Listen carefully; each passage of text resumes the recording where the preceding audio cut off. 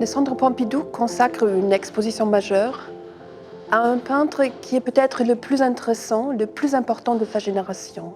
Il s'agit de Bernard Fries.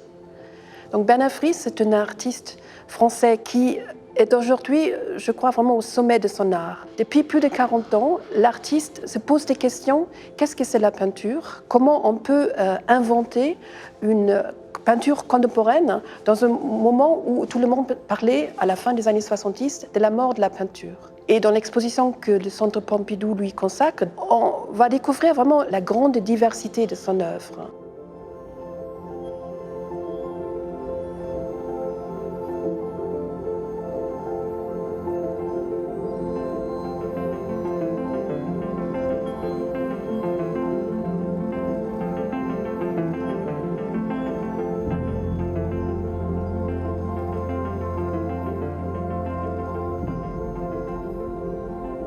L'exposition est conçue comme une rétrospective et notre but était de rendre son œuvre assez accessible, c'est-à-dire d'éviter l'hermétisme, la monotonie et de brouiller un peu son approche sérielle.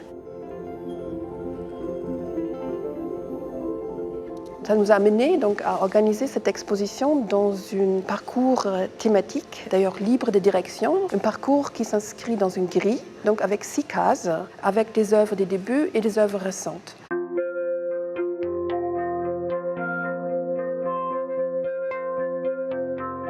Et ces thèmes sont moins des thèmes formalistes ou des thèmes iconographiques, mais c'est plus des thèmes qui nous permettent à mieux comprendre la démarche de l'artiste, c'est-à-dire comprendre un peu les enjeux de sa réflexion, les contradictions, les paradoxes qui sous-tendent son œuvre.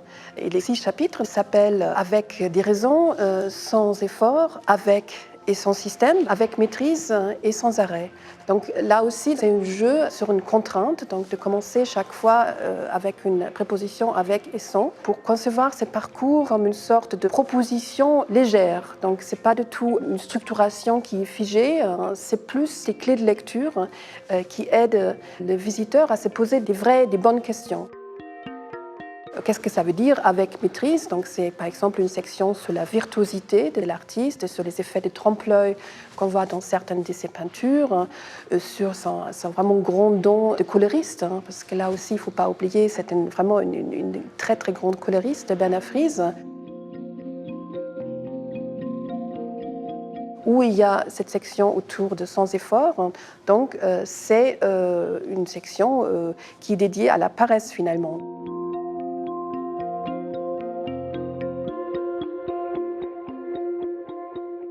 Et donc cette structuration permet de présenter des œuvres d'une même série dans 2 chapitres différents pour faire découvrir que finalement il y a une grande liberté aussi de lire les œuvres de Bernard Fries. Donc, par exemple, un des thèmes importants, c'est l'absurdité, c'est le hasard, l'aléatoire. Et donc, ces thèmes-là, ils entrent vraiment dans différentes sections. On le trouve dans les sections sans système. Par exemple, une grille, elle est cassée par les effets aléatoires de la peinture, c'est-à-dire les coulures de peinture qui détruisent finalement le système initial. Ou l'hasard entre aussi dans l'idée de sans effort, parce que c'est l'hasard finalement qui crée l'œuvre. Et cette structuration a aussi l'avantage d'inviter les visiteurs à une expérience sensuelle, mais aussi une expérience plutôt intellectuelle. Parce que ce qui est important dans l'œuvre de Bernard Fries, c'est que c'est toujours lié à une réflexion sur le médium de la peinture, mais aussi sur le rôle de peintre. Donc il y a certaines œuvres, par exemple, il est réalisé collectivement, donc à l'aide de quelques assistants. Et ils ont créé donc une œuvre dans une sorte de chorégraphie ensemble.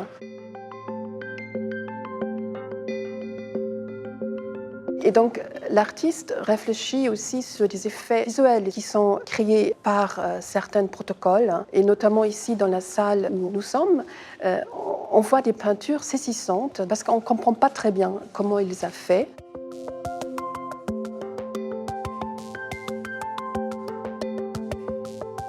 L'exposition s'ouvre sur une sorte de rétrospective concentrée. Donc, on voit À gauche, l'œuvre la plus ancienne qui consiste à simplement suivre la trame de la toile à l'aide du pinceau le plus fin, ce qu'elle appelle les traînards. Il a appliqué donc les couleurs bleu, rouge, vert avec des traits horizontaux, des traits verticaux et ceci à plusieurs reprises. Et aujourd'hui, on voit une sorte de maillage, on a l'impression qu'on voit un tissu dans une couleur complètement bigarrée. Donc toutes les couleurs, en les accumulant, finalement résulte à une sorte de monochrome. Cette œuvre-là ouvre l'exposition et à côté se trouve l'œuvre la plus récente de l'artiste. Donc c'est un grand assemblage de différents panneaux que l'artiste a réalisé exprès pour notre exposition, qui montre comment il travaille actuellement. Donc c'est à partir des pinceaux ou des brosses sur lesquelles sont compartimentées différentes couleurs, avec lesquelles il fait des traits verticaux et horizontaux, donc ça on les retrouve, et aussi les panneaux sont des panneaux horizontaux, les panneaux verticaux, et ça devient vraiment une sorte d'antagonisme des différents traits. Et on voit aussi les excès de la peinture, donc on voit sur certains bords que la peinture s'étale sur cette structuration très géométrique, le hasard qui entre en jeu.